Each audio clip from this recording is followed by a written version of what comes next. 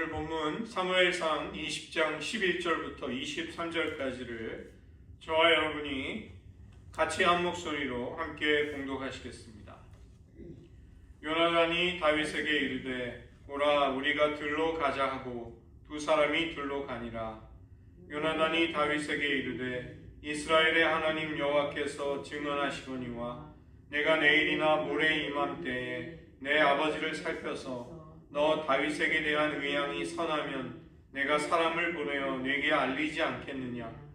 그러나 만일 내 아버지께서 너를 해치려 하는데도 내가 이 일을 네게 알려주어 너를 보내어 평안히 가게 하지 아니하면 여호와께서 나 요나단에게 벌을 내리시고 또 내리시기를 원하노라.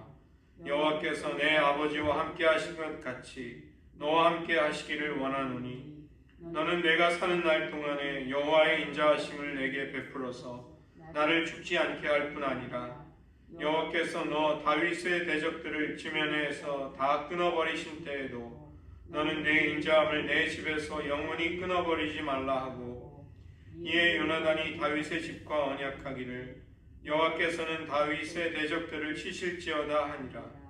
다윗에 대한 요나단의 사랑이 그를 다시 맹세하게 하였으니 이는 자기 생명을 사랑함 같이 그를 사랑함이었더라. 요나단이 다윗에게 이르되 내일은 초하루인즉 내 자리가 빔으로 네가 없음을 자세히 물으실 것이라. 너는 사흘 동안 있다가 빨리 내려가서 그 일이 있던 날에 숨었던 곳에 이르러 에셀 바위 곁에 있으라.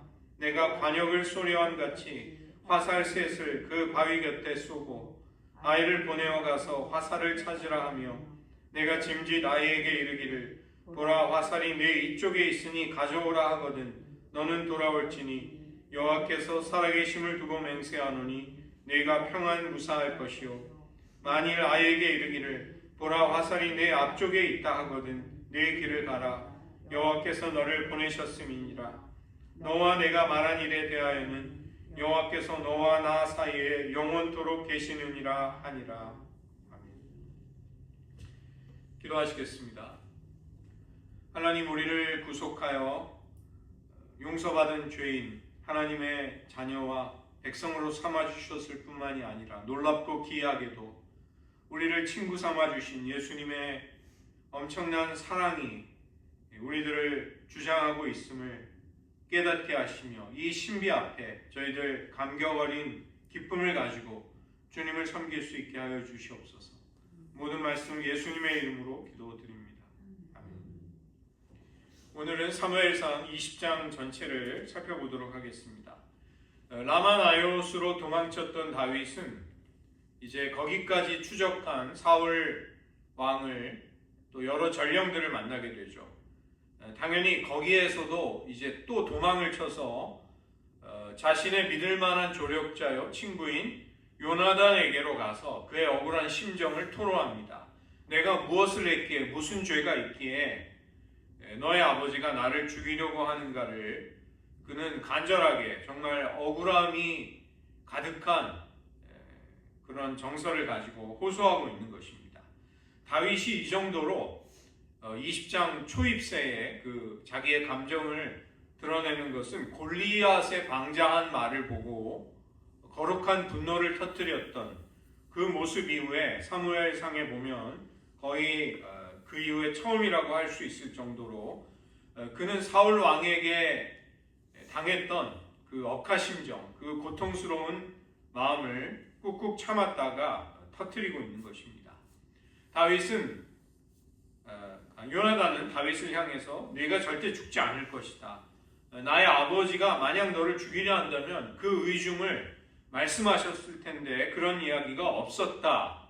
이것은 19장 1절에서 있었던 일을 근거로 요나단이 생각하는 것입니다. 모든 신하들에게 다윗을 죽이라는 공공연한 명령을 사울 왕이 이미 내렸기 때문에 그런 일이 없었기 때문에 너를 죽이려는 시도가 아직은 있지 않을 것이다. 이런 이야기를 하는 것이죠.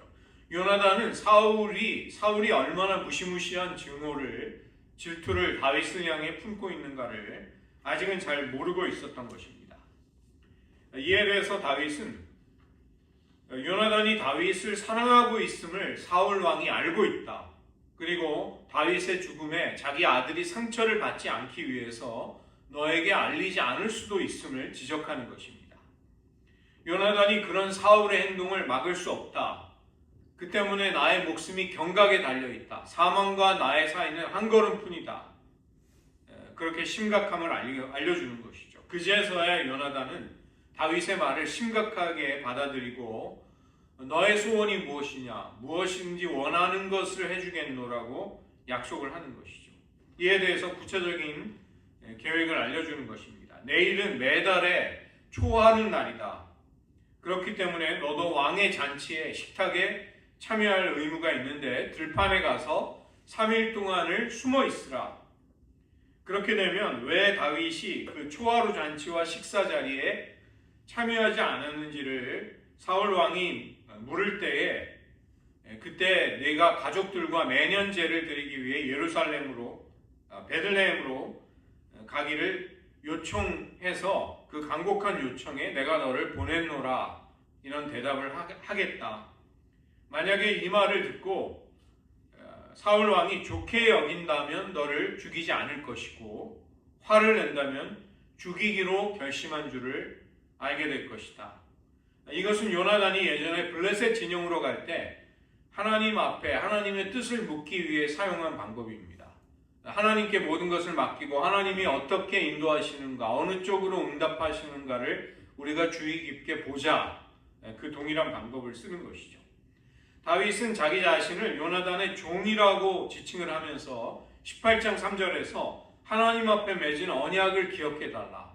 그래서 나에게 인자, 나에게 헤세드를 베풀어 달라. 이것을 간절히 요구합니다. 차라리 나에게 죄가 있다면 너의 손으로 죽음을 맞이할 수 있게 해달라. 나는 목숨을 걸고 억울함을 주장할 수 있다. 요나단도 익히 다윗의 그런 마음을 잘 헤아리고 있었습니다. 아버지에게 무죄함을 주장함으로써 너를 죽지 않도록 설득하겠노라고 이야기하는 것이죠. 아버지께서 만일 너를 죽이기로 결심하신다면 그 사실을 나에게 반드시 알게 하실 것이다. 그 때문에 내가 이 일만을 반드시 막을 것이다. 이렇게 하는 것입니다. 요나단은 이 다윗을 향한 사랑 때문에도 그렇게 하지만 동시에 아버지 사울이 무죄한 다윗을 죽이는 살인의 죄를 저지르는 것을 막기 위해서라도 그렇게 해야 할 결심을 하는 것이죠. 그러나 다윗은 만약에 사울이 강압적으로 너에게 돌아가는 상황을 알리지 못하게 한다면 어떡하겠느냐.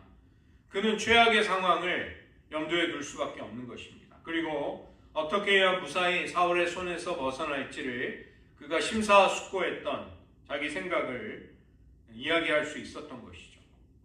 다윗의 절박하고 아주 현실적인 말을 듣게 되자 요나단은 다윗과 함께 들로 나가자 이렇게 제안을 합니다. 들로 함께 가자.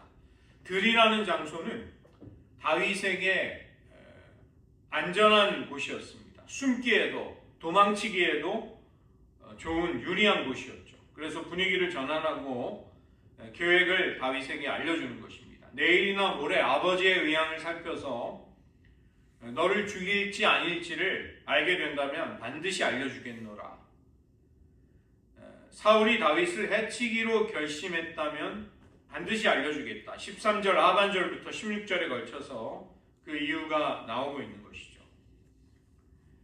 여호와께서 내 아버지와 함께 하신 것 같이 너와 함께 하시기를 원하노라. 13절 하반절. 이것은 곧 다윗이 사울을 이어서 왕이 될 것을 나도 알고 있다. 그것을 반영하는 것입니다. 요나단은 하나님께서 자신의 아버지를 버리고 다윗을 새로운 왕으로 선택하신 사실을 알고 있으며 하나님의 뜻에 순종하기로 확고하게 결심했음을 보이는 것이죠. 이전에는 내가 왕자로서 너를 돕겠다. 너를 어떻게든 살려주겠다. 그것이 태도였다면 여기서부터는 이제 왕이 될 다윗에게 나는 마치 신하와 같은 입장에서 나와 나의 가족을 살려주기를 부탁하는 것입니다. 14절을 보면 요나단은 내가 사는 날 동안 여호와의 인자하심을 나에게 베풀어 달라. 그래서 내가 죽지 않게 나의 가족까지도 죽지 않게 해달라. 이것을 부탁하는 것이죠. 15절 다윗의 대적을 여호와께서 지면에서 다 끊어버리실지라도 나의 집을 끊어버리지 말아달라고 부탁하는 것입니다. 여기 끊어버린다는 것은 가문을 완전히 멸족시키는 것이죠. 이제 다윗이 왕이 된다면 왕자인 요나단과 그의 집안은 정치적으로 제거해야 할 최우선순위가 됩니다. 온 집안이 죽임을 당하는 것을 피하기가 어려워지는 것이죠. 나중에 사울 가문이 이 요나단의 자손들을 빼고는 거의 다 죽게 됩니다. 하나님의 뜻을 잘 분별하고 그 뜻에 순종하는 요나단은 사울의 많은 집안 그 후손들이 죽음을 맞이할 때 자기 아들 무비보셋을 다윗과의 언약을 통해 생명을 지켜낼 수 있었던 것이죠. 여호와께서 다윗의 원수를 치실지어다. 이것을 축복해 주는 것입니다. 여러분, 이런 기도가 쉽겠습니까? 지금 다윗의 대적이 자기 아버지 사울이 되고 있는 입장에서 다윗을 축복해 주고 있는 것입니다. 다윗이 어떠한 입장에 있는 인물이라는 것을 알면서도 축원을 해주고 살려주려고 애쓴다는 것. 이것은 요나단이 얼마나 하나님의 사람인가, 그리고 자신의 생명처럼 다윗을 사랑하고 있는가를 보여주는 것이죠. 이 때문에 다윗은 훗날 이 요나단이 죽고 난 다음에 그와의 우정을 회상하기를 어떤 여인의 사랑보다도 더 순전한 사랑이었다, 우정이었다, 이렇게 평가를 하는 것입니다. 둘은 구체적인 계획을 의논하는데 다윗에게 들판에 있는 에셀 바위 곁에 숨어 있으라. 그리고 내가 시종과 함께 가서 화살을 종의 이쪽 편에 쏘게 된다면 평안이 돌아와도 되는 사인이 될 것이고, 화살이 종의 앞쪽에 있게 된다, 이런 말을 듣는다면 너는 너의 길을 가야 한다, 도망쳐야 한다. 그것을 알려주는 것입니다. 그리고 약속을 한 후에 반드시 지키겠다는 의미로 너와 나 사이에 여호와께서 계실 것이다, 영원토록 계실 것이다, 여호와 하나님을 우리 사이의 언약의 증인으로 모시겠다, 그것을 이야기하는 것입니다. 이것은 끝까지 여호와 앞에 신실하겠다고 하는 맹세를 하는 것이죠. 맹세와 죽음과 언약, 굉장히 무거운 말들이 오고 간다는 것은 이들이 처한 상황이 아주 비상하고 엄중하고 생명이 경각에 달려있는 것이죠. 지금 다윗도 자기의 생명이 위태롭고, 그 다음에 이 언약을 해주는 요나단도 자기와 자기의 집안의 목숨을 걸어야 하는 상황, 그것이 된 것입니다. 그러나 요나단은 인간적인 생각이 아닌 하나님의 생각과 판단에 순종하겠노라, 아주 어려운 결단을 내리고 그런 모습을 보여주는 것이죠. 사울의 광기 어린 질투, 변덕스러운 충동으로 인해서 다윗은 나와 사망의 사이가 한 걸음에 지나지 않는다, 내가 언제 부지불식간에도 죽을 수 있는 위태로움 속에 있다는 것을 토로하는 것입니다. 혹시 나의 죄 때문이 아닌가? 또 사울의 행동이 악한 영에 의한 일시적인 것인가? 아니면 나를 끝끝내 찾아 죽이고자 하는가? 정황으로 볼 때는 사울의 몇 번이나 죽이려고 하는 시도, 암살의 시도가 계속됐기 때문에 그는 그렇게 판단할 만했지만 신중했던 것이죠. 요나단도 아버지가 그 정도 나락으로 떨어지지 않을 거라는 마지막 희망을 붙잡고 있었던 것입니다. 이 요나단과 다윗 모두 사람을 쉽게 판단하지 않고 먼저 자신을 살피고 희망이 어린 기대를 여기에서는 버리지 않고 있습니다. 우리는 선입관이나 경솔한 속단으로 인해서 다른 이들을, 특별히 믿음의 지체를 판단하거나 잃어버리는 그런 일이 없도록 주의할 필요가 있는 것이죠. 다윗은 사울의 본심을 알아낼 방책을 세우고서 도움을 요청합니다. 차라리 요나단의 손에 죽을지언정 요나단의 배반 때문에, 그 때문에 사울에 죽지 않게 해달라, 인자의 언약을 지켜달라, 이것을 요청합니다. 이 요나단이 다윗에게 베풀었던 우정이라는 것은 지금 시련에 엄청난 고통이 가득한 죽음의 위협 앞에 있는 다윗에게 말할 수 없는 위로가 되었습니다. 그야말로 하나님의 인자, 헤세드로 그에게는 다가왔던 것이죠. 요나단은 지금 다윗이 궁지에 몰려 있지만 하나님이 앞으로 여실 미래에는 사울의 집이 몰락하고 다윗의 가문이 흥할 것을 그는 미리 내다보고 있는 것입니다. 사울 왕위의 후계자는 내가 아니라 다윗이 될 것이다. 그 때문에 그는 복을 빌어주는 것이죠. 자신과 후손의 안위는 다윗이 베푸는 언약의 사랑, 헤세드에 달려있다. 그것을 그는 판단하고 있는 것입니다. 지금 자신에게 헤세드를 베풀어 달라고 호소하고 생명을 구걸하는 것처럼 간절히 부탁하는 다윗을 그는 결코 인간적인 시각으로 초라하게 보지 않고 있는 것입니다. 도리어 그 뒤에서 그를 안전하게 지켜주실 것이고 그를 통해 새로운 미래를 여실 하나님이 계심을 그는 알고 있었던 것이죠. 그리스도인의 믿음이라는 것도 마찬가지입니다. 십자가 위에 달리신 초라한 사람들이 얼굴을 돌리는 그 예수님에게서 우리는 부활의 영광, 온 우주를 통치하실 주권자의 영광을 우리는 볼 수 있는 것이죠. 요나단은 친구에 대한 사랑 때문에 왕위를 포기합니다. 그리고 위험을 자초해 드립니다. 아버지의 자칫 원수가 될 수 있는 길을, 그 어려운 길을 그는 선택하고 있는 것입니다. 우리가 어떠한 상황에도 요나단처럼 예수님이 우리의 왕이 되심을 인정하면서 그것에 근거해서 선택하고 행동할 수 있기 위해서는 우리는 주님을 향한 순전한 사랑을 가지고 있어야 합니다. 내가 어떻게 되더라도 내게 손해가 오고 내게 억울한 일이 일어날지라도 나는 예수님을 사랑하기를 멈추지 않겠다는 그 순전하고 뜨거운 사랑, 그것이 우리를 붙들어 줄 것입니다.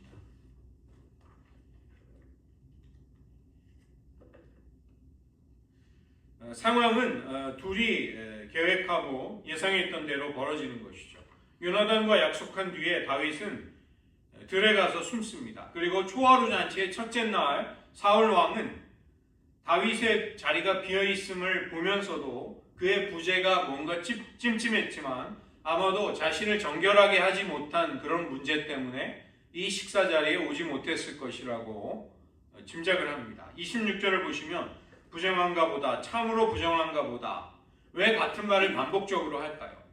이 사울 왕에게 무언가 불안하고 의심적인 마음이 있음을 그의 말이 반영하고 있는 것이죠.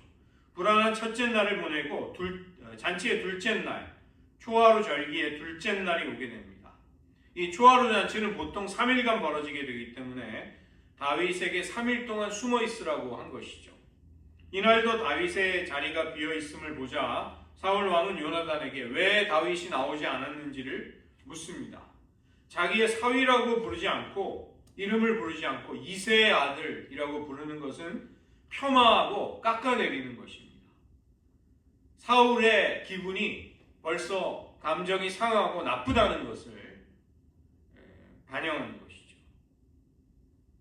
요나단은 설득력을 가지기 위해서 다윗이 아주 간곡하게 제발 가족들과의 제사에 나를 내려갈 수 있게 해달라.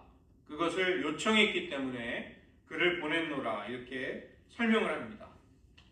그러면서 요나단은 속으로 사울 왕 자기 아버지가 어떤 반응을 할지를 조마조마한 마음으로 지켜보았을 것입니다. 사울은 요나단의 말에 불같이 화를 냅니다. 요나단이 자신의 뜻을 어기고 다윗을 살려주기 위해 내보냈다는 사실을 그는 깨달았기 때문입니다. 사울은 본심을 드러내는 것이죠. 반항적이고 삐뚤어진 여자의 아들이다. 요나단의 어머니 아히노암을 욕보이는 표현이면서 요나단 너를 더 이상 아들로 생각하지 않겠노라. 그것이 담겨 있는 것입니다. 아버지인 자신이 아닌 다윗을 선택한 요나단에 대해서 너의 그런 행동은 너와 너의 어머니의 수치가 될 것이다. 인간적인 측면에서 볼 때 사울의 이런 말은 틀리지 않습니다. 다윗이 왕이 되는 순간 사울의 집안과 요나단의 집안은 몰락하고 살아남을 수 없게 되는 것이죠. 그 때문에 31절에서 다윗이 살아있는 한 요나단과 요나단의 나라는 세워질 수 없다고 말한 것입니다. 이것은 요나단이 자기 아들이 왕위를 계승하기를 원하는 아버지의 마음처럼 보이는 것이죠. 물론 그런 마음이 있었을 것입니다. 요나단을 걱정해서 하는 이야기. 그러나 더 중요한 것은 사실은 사울 왕 자신의 정치적인 안위였습니다. 자기의 왕권이 견고하게 누구의 도전도 없이 유지되기를 바라는 권력에 사로잡힌 사람의 불안한 마음. 그는 자신의 깊은 속마음을 숨기고 너를 위해서 아버지가 가지는 마음을 모른다는 것이냐. 반드시 다윗을 죽여야 한다고 소리치는 것이죠. 요나단은 아버지 사울에게 대듭니다. 비록 자신이 왕위를 이어받지 못하더라도 죄 없는 다윗을 죽이는 일, 아버지가 그런 살인을 저지르는 일을 그는 막기를 원했던 것이죠. 다윗을 옹호하면서 자신에게 대드는 요나단의 모습에 사울왕은 더 큰 배신감과 분노를 느끼고 다윗에게 던졌던 단창을 자기 아들을 향해 던집니다. 이것은 분노로 이성을 상실한 것입니다. 여호와의 악령이 임해서 다윗을 죽이려던 모습과 아주 유사한 모습이 나오는 것이죠. 사울의 모습을 보면서 요나단은 아버지가 정말로 다윗을 죽이려고 한다는 것을 알게 됩니다. 그리고 그는 화를 내며 식탁에서 일어나 식사를 하지 않고 떠나버리는 것이죠. 다윗을 모욕한 것에 대한 가슴이 아프고 애통한 마음이 있었습니다. 다윗을 모욕한다는 것은 죄가 없음에도 그를 죽이려 하는 사울의 행동을 말하는 것이죠. 요나단이 가슴 아파했다는 것, 그 자리를 떠났다는 것은 그가 아버지 사울의 편이 아닌 다윗의 편에 섰음을 말하는 것입니다. 물론 그렇다고 해서 요나단은 아버지를 저버리지는 않습니다. 끝까지 길보아 전투에서 생명을 잃고 최후를 맞이하는 그 순간까지 사울 왕의 곁을 지키기는 했습니다. 그러나 사랑하는 두 사람의 갈등 사이에서 그는 하나님의 편, 옳은 편, 공의로운 편을 그는 선택했던 것이죠.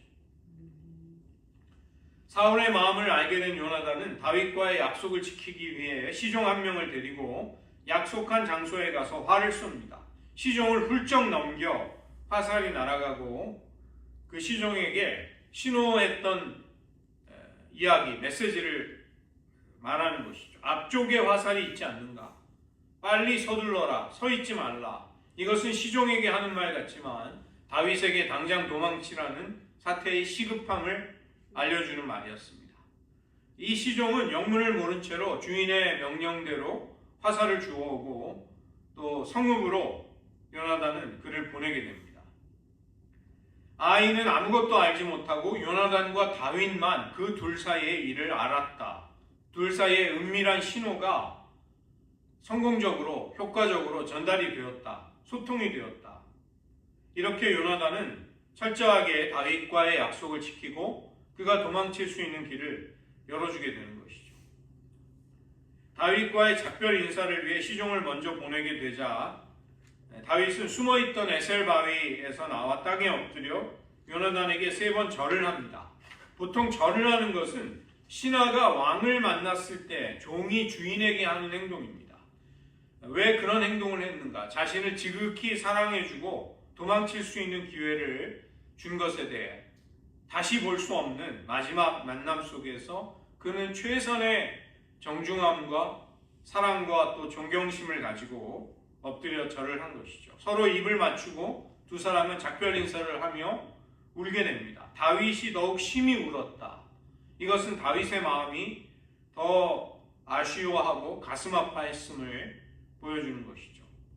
루키를 보면 오르바와 룻이 나오미와 이별하는 장면에서 그녀들도 그렇게 가슴 아파하고 울음을 터뜨립니다.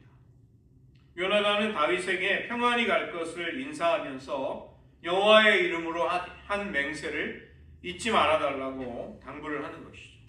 여호와께서 너와 나 사이, 너의 자손과 나의 자손 사이에 계시다. 이것은 다윗과 요나단 사이의 한 약속에 대한 하나님이 영원한 증인이 되신다. 그러니 반드시 지켜달라. 그 언약을 지켜달라. 부탁을 한 것입니다. 하나님의 말씀에 순종하면서 왕권을 포기하고 다윗을 지지하지만 자신의 목숨과 자식들에 대한 걱정을 그는 안 할 수가 없는 것이죠. 요나단에게 얼마나 인간적인 갈등과 고통과 번민이 있었을까? 세상적인 관점에서 보면 어리석어 보이는 요나단의 선택. 그러나 그것은 현명한 것으로 판명이 됩니다. 왜냐하면 그는 자기의 가족들을 살릴 수 있었기 때문입니다. 하나님의 선택을 따르는 자는 하나님의 방법으로 보호해 주십니다. 요나단은 자신의 사랑하는 친구이자 아버지의 동시에 대적이 된 다윗을 눈물로 보내준 것이죠. 다윗은 비로소 사울의 집에서 벗어나게 됩니다. 세상은 축제의 자리에서조차 미워하는 자들을 살인하려고 합니다. 그러나 어린 양 예수님의 혼인잔치에 우리는 생명으로 가득한 축제가 될 것을 기대하고 희망할 수 있는 것이죠. 사울은 요나단의 말 속에서 아들이 자신을 거절하고 다윗을 선택한 것을 알아챘습니다. 그는 하나님이 자신을 거절하고 다윗을 새로 기름 부어 택했음을 알고도 다윗만을 제거한다면 나의 아들에게 왕위가 갈 수 있다는 어리석은 착각을 하는 것이죠. 20장 31절을 보면 이새의 아들이라고 모욕한 것에 그치지 않고 그는 죽어야 할 자이니라. 번역이 그렇게 되어 있는데 히브리어로는 그는 사망의 자식이다. 그는 죽음의 아들이다. 이렇게 이야기한 것입니다. 죽음의 아들이라는 이름을 붙이면서 반드시 죽이겠다는 의지를 드러내는 것이죠. 사울 왕은 권력 자체를 탐했지만 누가 자기에게 그 권력을 주셨는가, 또 그것을 가지고 무엇을 하는 권력인가를 생각하지 않는 사람이었습니다. 우리가 하나님께로부터 어떤 큰 은혜, 큰 영향력, 큰 은사, 좋은 선물을 받는 것은 아름다운 일입니다. 그러나 우리는 그때마다 누가 그것을 주셨고 그것이 나에게 왜 허락되었는지를 헤아릴 줄 아는 사람이 되어야 하는 것이죠. 요나단은 왕위를 이어받아야 한다는 아버지의 위협이 섞인 마지막 제안을 거절합니다. 그리고 죽을 죄를 짓지 않았음에도 무죄한 다윗을 죽이려고 하는 아버지를 떠나는 것이죠. 자신에게 절을 하면 천하만국을 주겠다는 사탄의 제안에 대해서 하나님의 아들은 오직 주 여호와께 경배하고 그분에게만 절하라고 신명기의 말씀으로 사탄을 물리치십니다.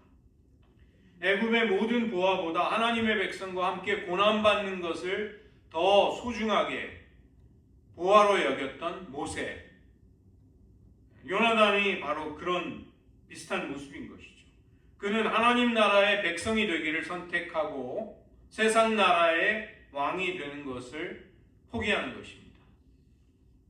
부모와 처자와 형제자매와 자기 목숨까지 미워해야 나를 따를 수 있다는 누가복음 14장 26절의 제자도에 순종하는 제자, 그런 모습으로 요나단은 나오고 있는 것이죠. 아버지의 의도를 확인하고 그 결과를 알려주고 위태로운 도망자, 망명자의 길을 떠나게 되는 다윗에게 샬롬을 축원해주고 빌어주고 있는 것입니다. 그리고 그 도망가는 초라한 도망자에게 자신과 자신의 후손의 안전을 부탁할 만큼 그는 영적인 안목을 가지고 있었습니다. 모든 권력으로 다윗을 쫓고 있는 왕, 자기 아버지 사울보다는 무기력하게 초라하게 벼룩처럼 도망치고 있는 다윗 곁에 계신 하나님의 권능을 그는 볼 수 있었기 때문인 것이죠.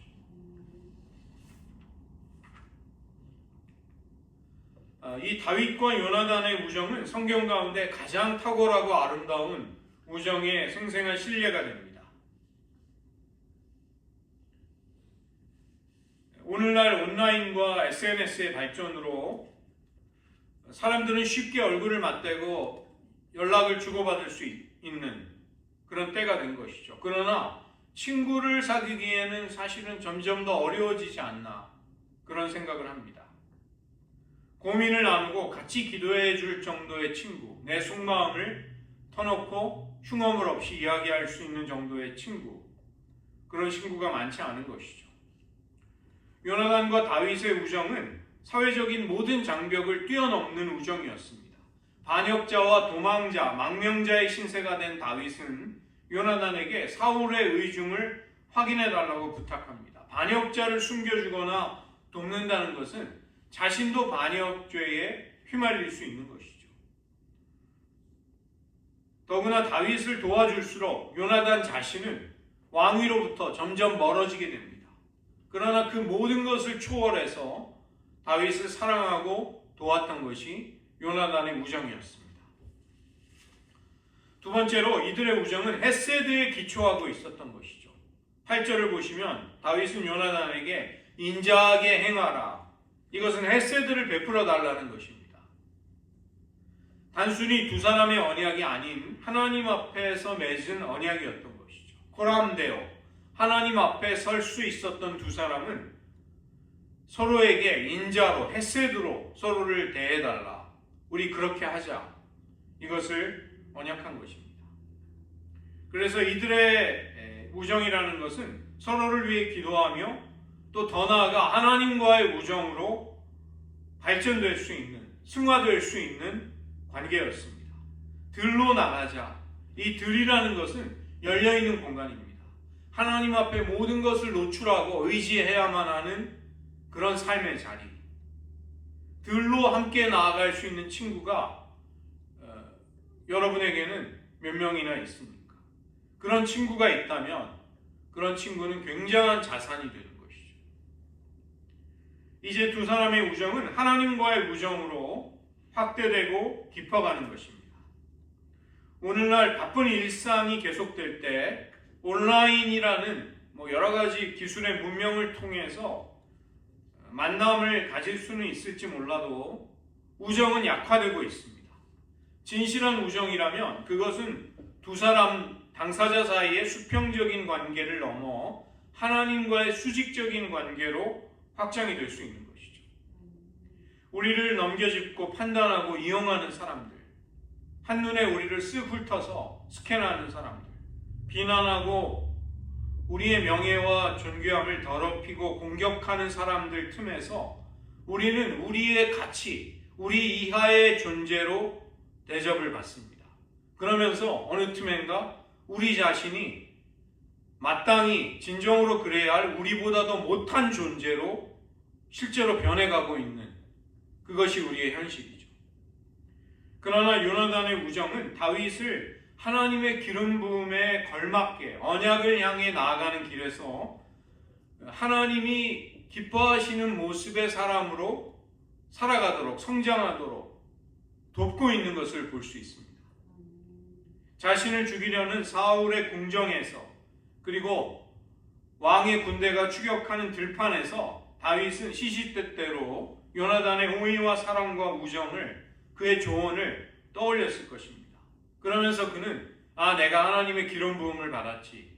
나를 하나님의 사람으로 대우해 주었던 요나단이 있었지. 그는 자신의 부르심을 실감할 수 있었을 것입니다. 만약에 요나단이 없었다면 다윗은 자기의 소명을 포기하고 자포자기하고 목동의 길로 돌아갈 수도 있었습니다. 아니면 자기의 선의를 충성을 짓밟은 악한 자에 대한 복수의 칼날을 갈았을지도 모르는 것이죠. 그는 여호와의 기름 부음을 받은 자에게 손을 대고 해쳤을지도 모른다는 것입니다. 그러나 다윗은 체념하고 자포자기하고 도망치는 길과 분노와 악에 바쳐서 또 다른 악으로 악을 되갚는 길, 이 두 길에 모두 빠지지 않습니다.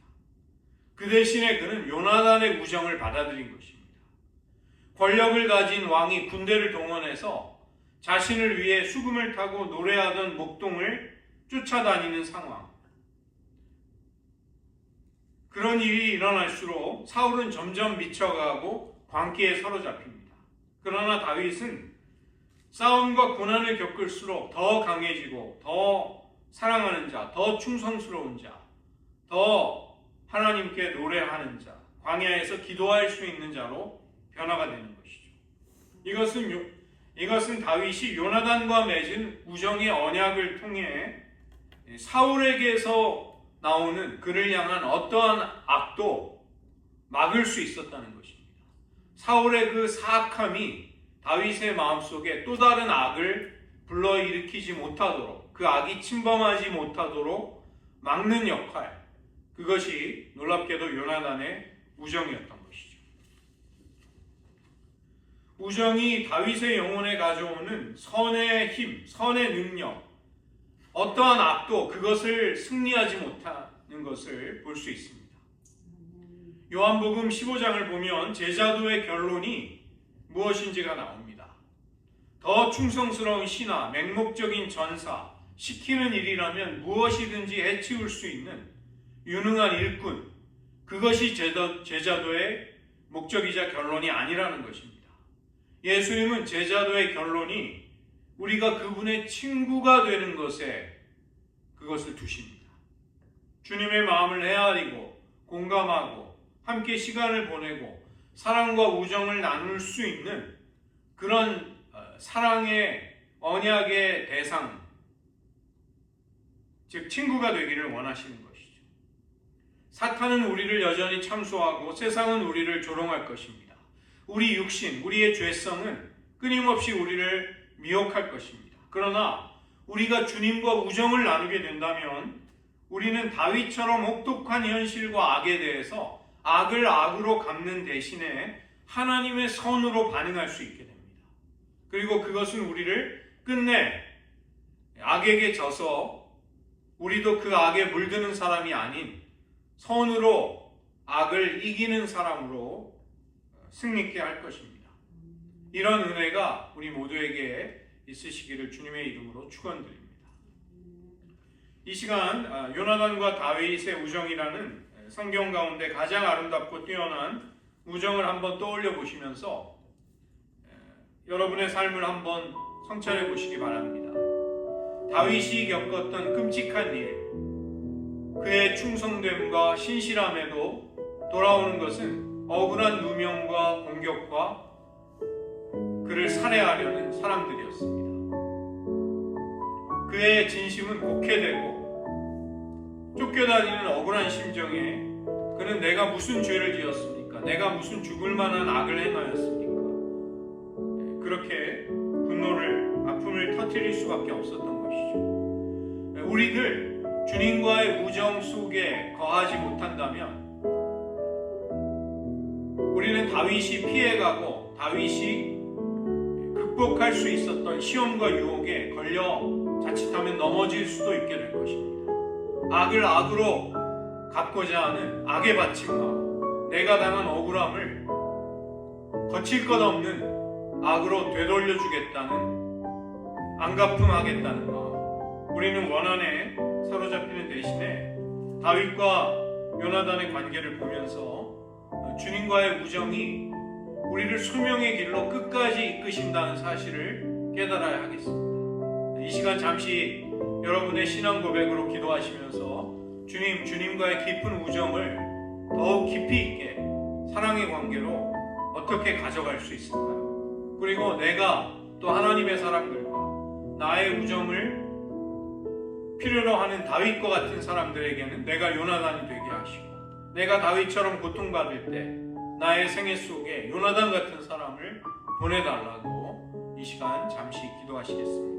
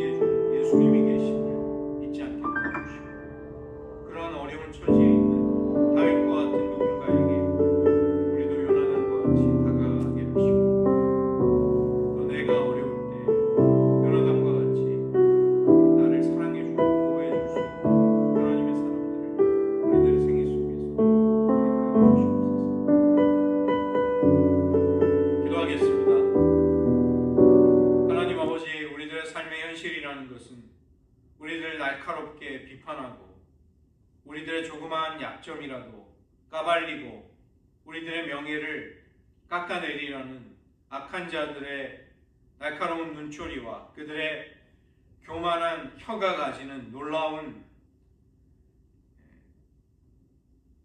간교함을 저희들 맛볼 때마다 인생의 쓰라림을 느끼고 탄식하지 않을 수 없습니다.